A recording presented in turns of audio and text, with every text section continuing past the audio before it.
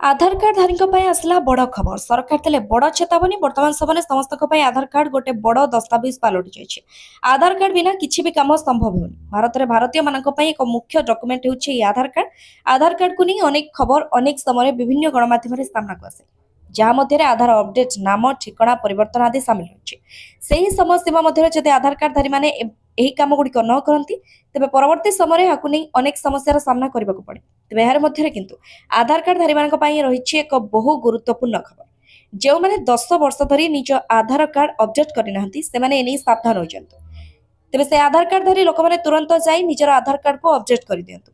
14 मार्च 2024 सुधा यह आधार card update कार्य आपको करने को पड़ो नचेत आपन आधार कार्ड टी अचल हो जाफल कि ये आधार कार्ड कौन मूल्य रहा ए आधार कार्ड द्वारा आप कौन कार्य करें जदि धार्य थी समय पर आप निज आधार कार्ड अपडेट कराती तेज ए आपको भारी अंकर जरिमाना देवाई पड़ पाए। तेणु धार्य होता समय पूर्व ही निजर आधार कार्ड अपडेट कराई दिंतु। ब्यूरो रिपोर्ट अभय न्यूज ओडिशा।